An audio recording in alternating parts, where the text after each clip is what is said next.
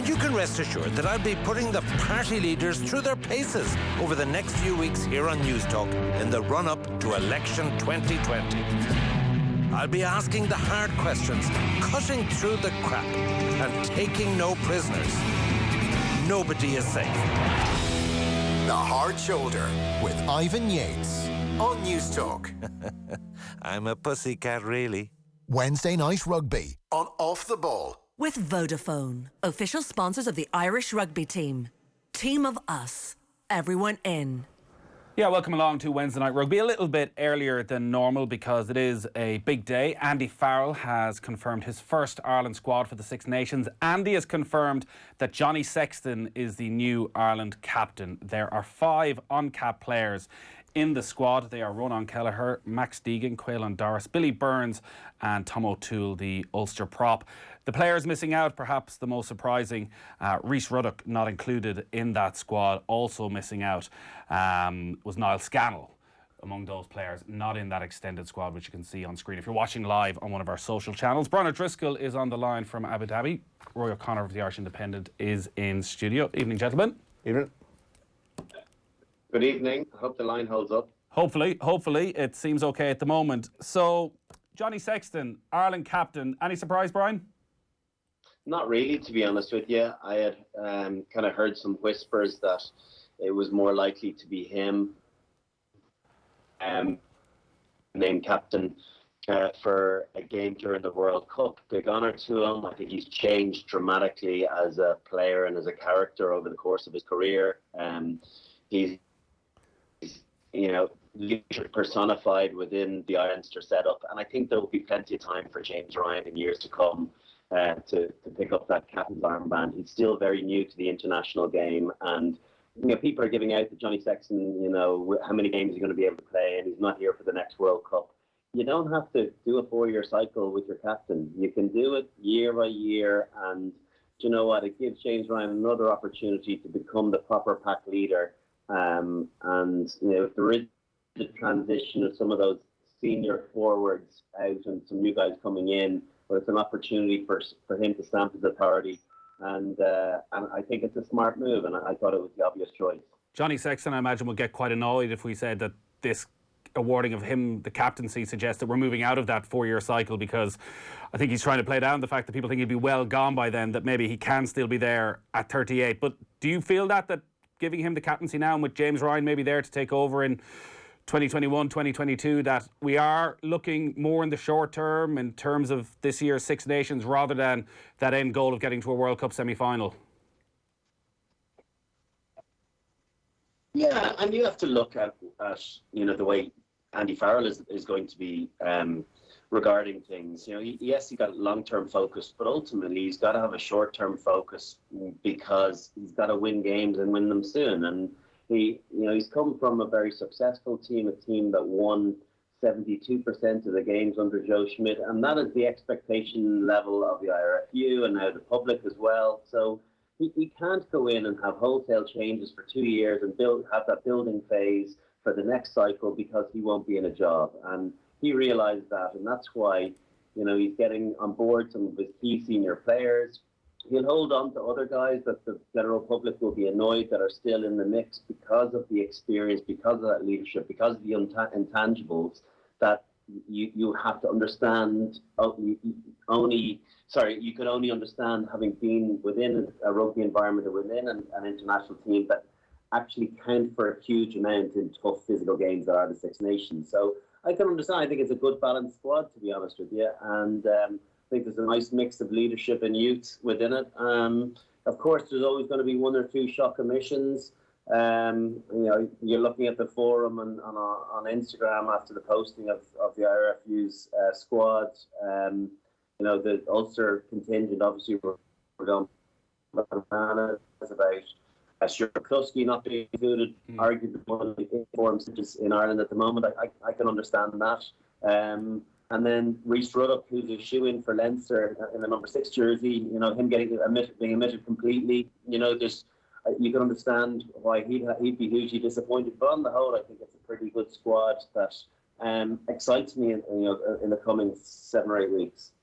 Just before we leave Sexton, then he takes over from Rory Best, who was the master of managing referees. And one of the criticisms of Sexton was, angry Johnny Sexton and his relationship with the officials. I know he hasn't played a huge amount of games, Brian, for Leinster since he got the captaincy there. But have you seen a change? Have you seen the maturity there? You mentioned at the start when he has been captain that he approaches games slightly differently now.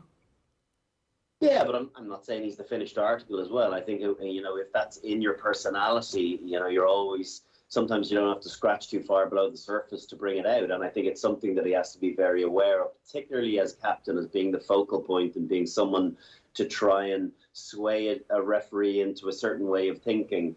I think he's got to be very comfortable or very clear and concise with the way he goes and approaches referees, and to not come across as antagonistic as maybe he's done so in the past. And that's definitely something that I'm sure Andy Farrell will have spoken to him about, and something that he'll have thought about that will be vital to picking up where Rory Best left off, because I think that was one of the real hallmarks of his captaincy, that he was pretty unflappable irrespective of what sort of decision was thrown at him, good or bad, that he was able to work referees well and get them on side. And I think he had a great relationship with them. And I think in those 50-50 calls, or as a game is swinging one way or momentum is going in a particular direction, I think when you have a good relationship with the referee, it definitely helps your side when things are going the wrong direction.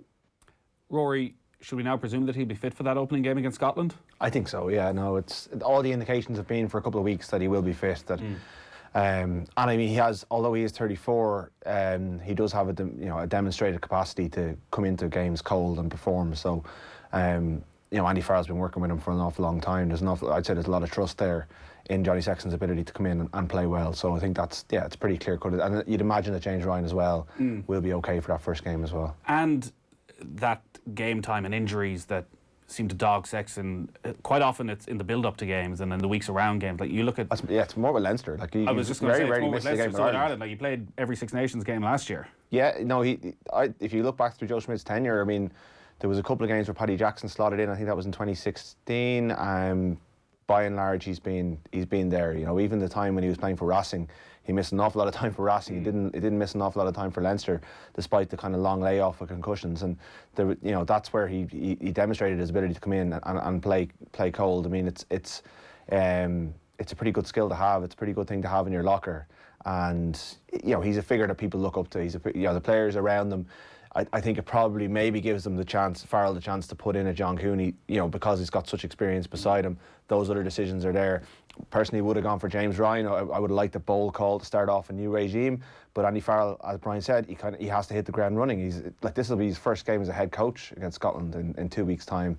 And if he beats Scotland and Wales, he gives himself a little bit of breathing space. If he loses one or two of those games at home, given Joe Schmidt's record, I think there is the pressure will come on quite quickly, and Joe had an awful lot of credit in the bank when he was making big decisions. Andy Farrell doesn't have that right yet. Outside, I think within the squad he's very well respected, so I can understand the call, even though it's not the one that I would have preferred him to make. Rhys Ruddock feels as though he's the big surprise. He was such a favourite under Joe Schmidt that was almost seemed to be the backup captain at times. He's played 24 times for Ireland. He started the season well for Leinster. Was this coming?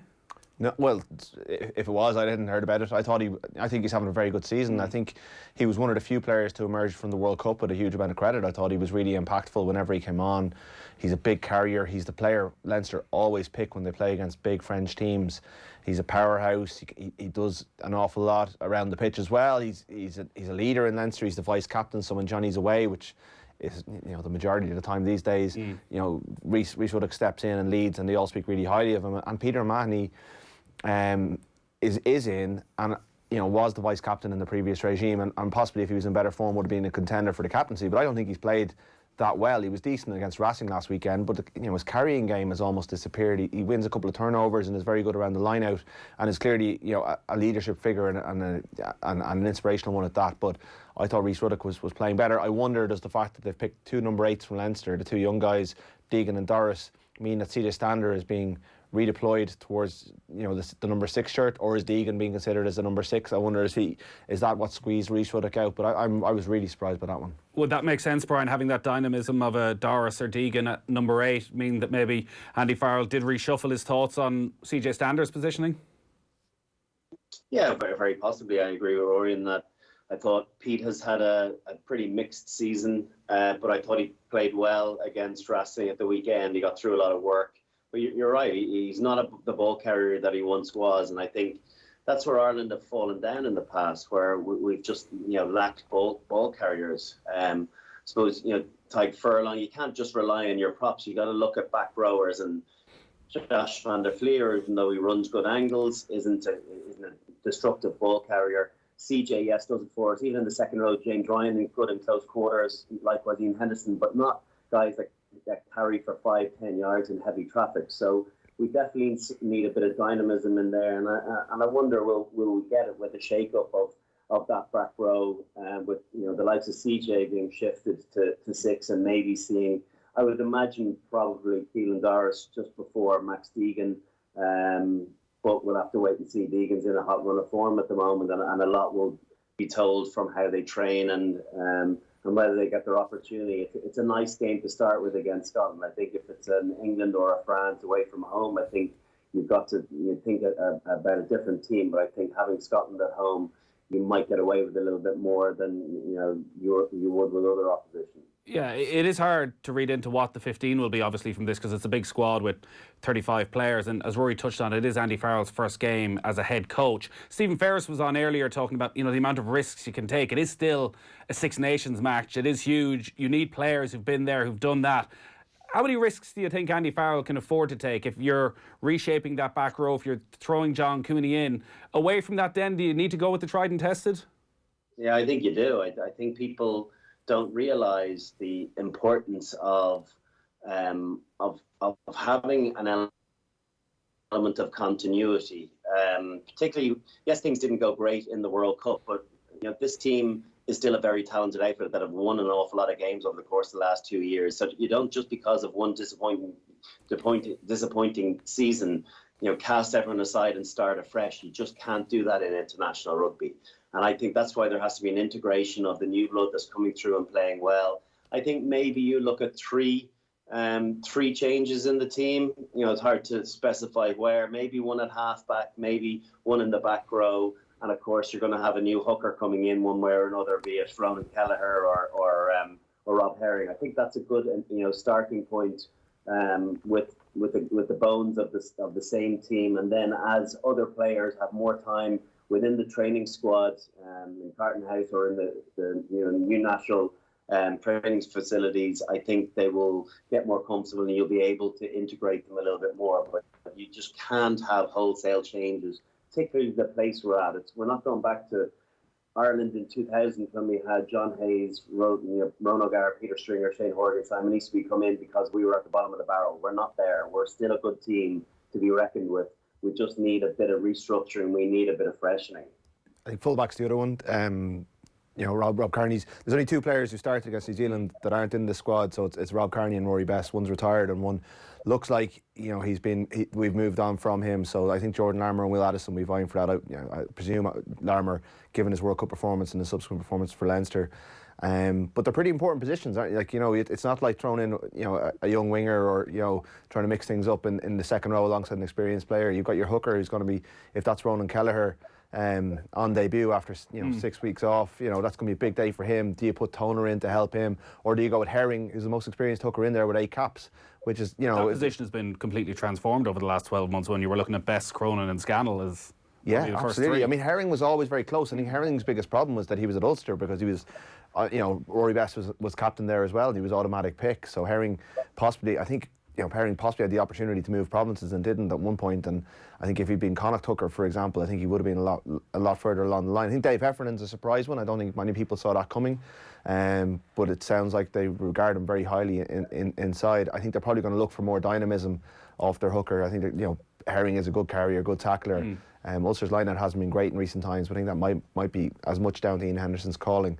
But if you're changing your 2, your 9, and your 15, your 8 and your 15, I mean they're all very key positions. But we are at the start of a new era, so you do want to bring in some new blood. And in fairness, he's got those 5 new caps plus 4 development players, which is an interesting one that he's brought in 4 really young guys who are going to be probably coming on stream before 2023 in Ryan Baird, Robert Balakoon, Harry Byrne and Will Connors. Yes, thanks for helping me out there because I ran out of steam. So what's the plan with them? They'll just come into training camp for a couple of days? It's a formal way of getting them into train. I'm sure Leinster won't be too happy to lose them in Pro 14 weeks, but I guess they've got Rhys Ruddock now and Sean Cronin. So, but I think it is a good way of getting them in, and I think they are players who will play a role in this World Cup cycle. Before we leave the situation with the starting hooker, Brian, like what Rory touched on there, that Andy Farrell will want dynamism from his number 2. That's a difficult balance, I guess, in that first game where you want dynamism, but also if you have inexperienced players, you just need the set piece to work. You just need the line out to work, that they get the basics right,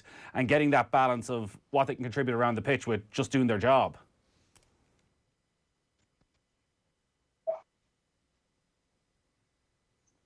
No, I think we've temporarily lost Brian there. We'll come back to that. Does that influence the selection in terms of? Oh yeah, that's key, because if they don't get good ball, they're going to be in real trouble. So I mean, what's the point in having all these changes if there's no platform to play on? So it will be certainly part of the equation. But I mean, you do have a 6'10" second row who's bounced back from his World Cup disappointment and is going very, very well. An experienced line-out caller, a player with a point to prove, who I think is going to be certainly in the mix. And I think no matter, I think Ian Henderson's had a poor World Cup and probably hasn't hit the height since he's come back. And I have a feeling Devon Toner could be, there could be the ultimate redemption story for him, that he comes back in and starts in that Six Nations, and that allows Herring or Kelleher or whoever they choose to have a real target to aim for, an experienced, calm voice in there. So, and it does help. And but if you pick an inexperienced 8.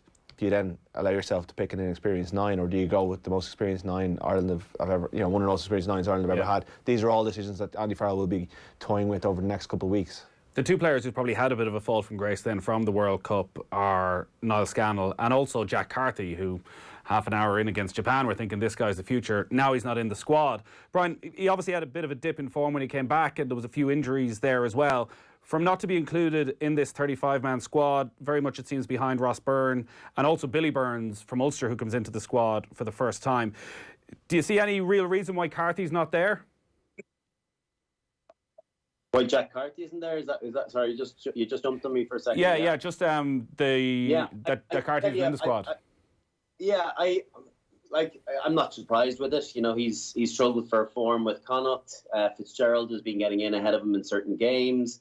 There's, as soon as there's uncertainty as to whether you're the number 1, out half in your province, of course, there's going to be question marks as to whether you warrant, selection in the national team, irrespective of having been in recent times. You should remember as well that initially he wasn't meant to be selected for that World Cup. Only was so because Joey Carberry picked up that injury. So I'm not surprised to see him out. I think Billy Burns is definitely one of the top 3 form out halves and has been picked as such. And I suppose that's why I could understand people having an issue with others not being selected, particularly the likes of Stuart McCluskey, because he has shown that form, and it doesn't seem as though players in the centre position are potentially being picked on form. But I'm not surprised to see Carthy not selected. I think he did an okay World Cup. It wasn't great. It wasn't terrible. The form he showed before that wasn't carried through the World Cup, and he's a bit of the collateral damage from that, and will have to build his way back up to getting back into the international reckoning. Billy Burns, 25 now, a former England underage international, and a player I think people are probably just really getting to know over the last few months, maybe because they've been watching John Cooney a bit more as well. From what you've seen of him, Brian, is he a player who looks ready for international rugby? I'm not sure about that quite, but I tell you what, I'm more impressed with Billy the more I watch of him. From a backline running point of view, he's not afraid of taking a couple of steps onto the ball, of attacking the ball, and as a result, he sits down defenders on the inside. He probably doesn't take it to the line exactly like Johnny Sexton does, but there's time for him to develop that in his game. He's only become a starter with really in club rugby over the course of the last 2 years since he's moved to Ulster. He was in and out of Gloucester. So I think he's developed his game. The fact that he's been playing with Cooney and he's been taking so much of the focus from him, I think he's facilitated the other players around him to do very well. That's why you're seeing people giving out about Stuart McCluskey not being in. That's why Will Addison is in the squad. That's why Jacob Stockdale is in the squad, because he's been facilitating them to play their best rugby again. And I think he's controlled games well. Is he going to get into the 23? I'm not entirely sure right away, but there's every chance he's going to pick up a cap in the Six Nations, and I feel as though he certainly warrants the scope of being in that training squad, and potentially could be a decent international. Ross Byrne, very much number 2?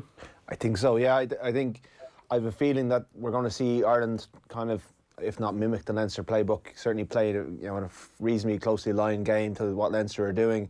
And I think Ross Byrne just fits in very well there as Johnny Sexton's deputy if anything happens to him. He's having a really, really good season. I mean, Leinster have barely missed a beat, despite the fact they're now missing, they've been missing the now Ireland captain for a good while. I don't think he was particularly popular in the previous regime because of his decision to stay with Leinster and not move provinces. I think that maybe fell a little bit out of favour there and didn't get maybe the recognition he deserved.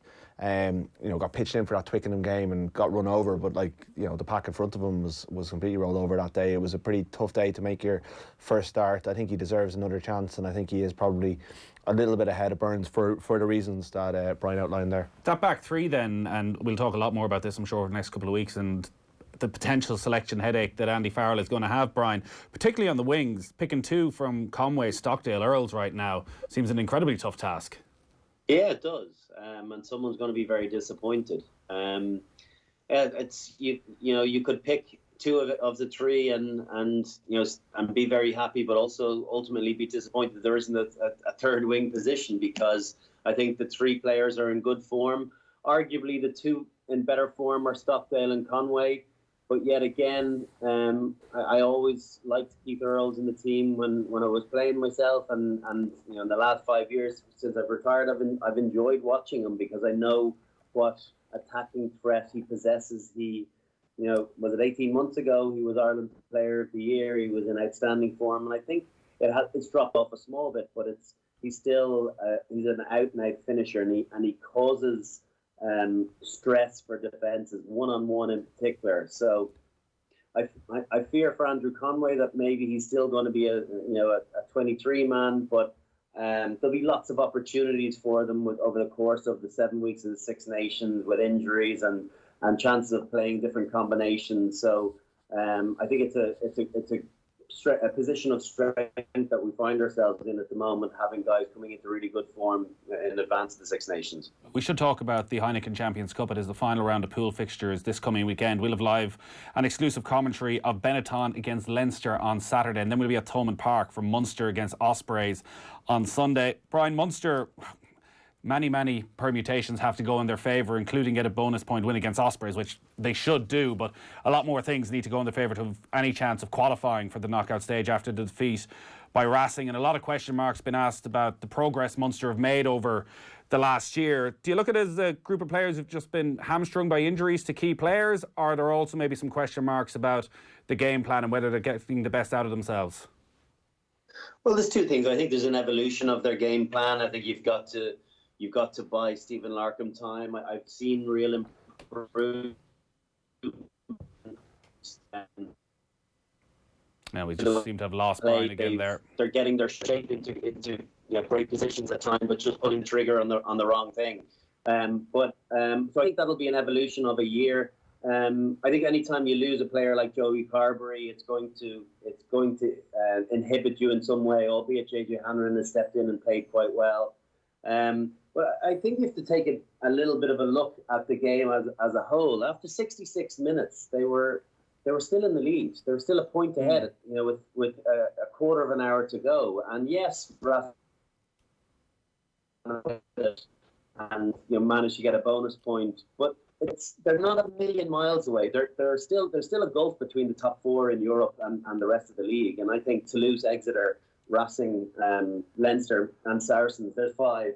I think that there's a different calibre of player in that group, and Munster sit in the second tranche. And until they get more players and they get players with more experience, I think they'll remain there irrespective of what happens with their coaching. But they're making the right progression, but I think they're still a step away from actually competing for the title.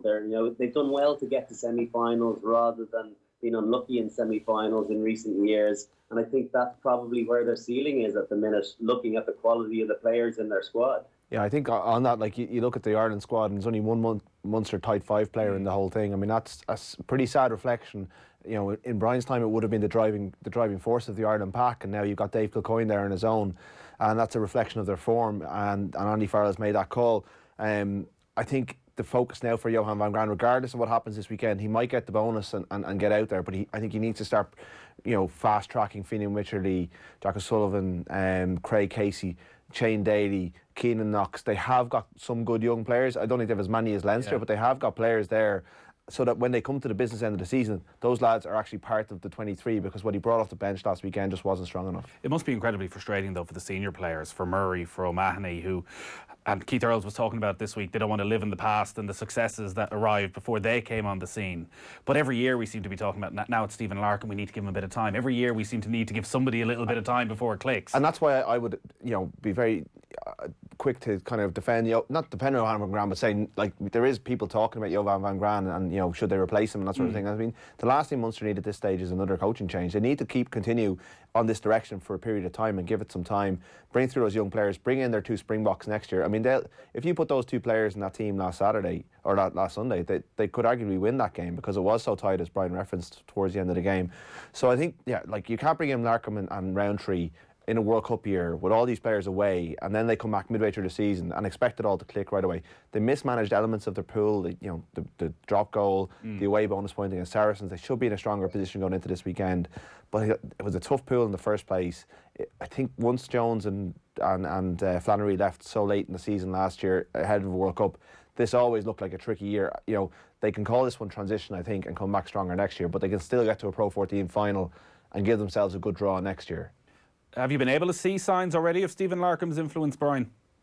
Yeah, I have. I think there's been plays that we hadn't seen before, and I agree. I think the skill set of the tight 5 in Munster and the physicality that they're bringing in the big crunch European games isn't at the level it needs to be at. I think if you look at that phase of play, you know, just when they're a couple of points ahead, they threw 3 passes on the ground against Racing in quick succession, and that completely takes the wind out of any team sale or momentum. And I do think they need to work on their skills over the course of the next year if they want to play the game that Stephen Larkham has earmarked them to play.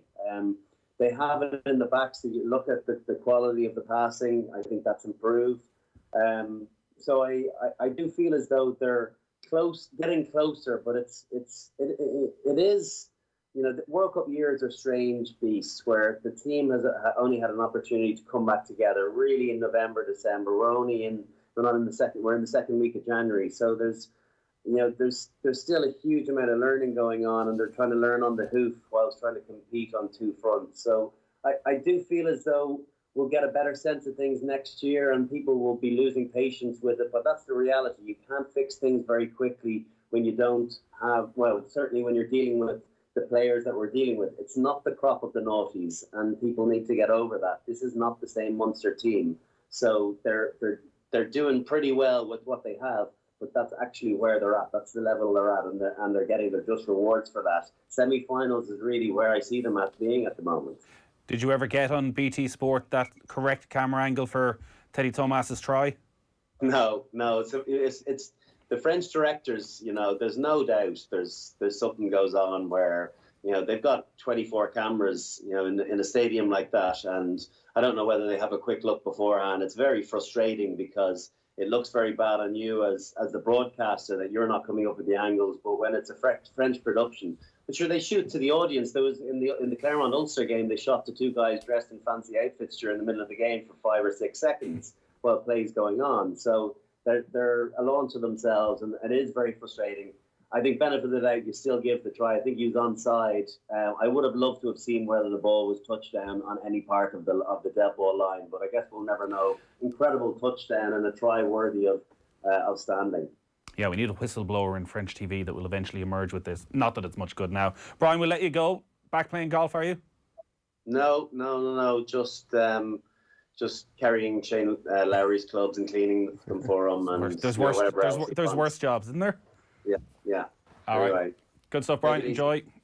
See you, bye. Rory, just to wrap up then, this weekend, obviously Leinster are through. You'd expect them to get the job done, get that home quarter-final. Connacht are out. For Ulster, in a way, it feels like a typical Ulster season in that they've been so impressive, yet the likelihood is now they're going to end up with a quarter-final away against Toulouse. That's okay, isn't it? I mean, like, Ulster are in the pool, Clermont are one of the best teams in Europe. I think getting out of that pool in the way they have, I know Bath and Harlequins were not that good, but I think that's a pretty good result. And given the way they played away from home against Leinster last year, you give them a pretty good shot. Even the way they played against Clermont away last weekend. They're an improving team, they're a good team. They have a few lads now who won't be too happy about their Ireland exclusions, who might have a bit of a point to prove when that eventually rolls around. They just need to get the job done on the weekend. Lots of texts in. How's Ruddock out? Also, Sexton has improved with his captaincy in the last year. He won't finish most games, so others will get a chance to captain the team. Stuart Barnes won't be happy to see Stander still in the squad. I don't think he was saying that CJ Stander shouldn't even be in the squad. I didn't hear what he said, but he said he shouldn't be starting. I would agree with that. I think maybe as an impact sub he has a role, but I just think he's a bit of a one-dimensional carrier at times, and that maybe needs to be coached out of him a bit. But he just loves running into brick walls. He generally wins the collisions, but you know it doesn't really keep the play going. The only European contender in Ireland is Leinster. It's a money game, and the old days of glory are over, says John in Limerick. That's a very sad note. It's a sad note to leave it. Rory, thank you. Cheers, if you want to listen back to that, it'll be up on offtheball.com, or check out Goal Out. Wednesday Night Rugby on Off the Ball. With Vodafone, official sponsors of the Irish rugby team. Team of us. Everyone in. Have you checked out the new Red Cow Moran Hotel? Wow, the sky really is the limit as we've added another 2 floors. The new superior bedrooms of this iconic hotel now boast their own winter gardens and panoramic views over the city. Red Cow Moran Hotel, transforming before your eyes. Visit redcowmoran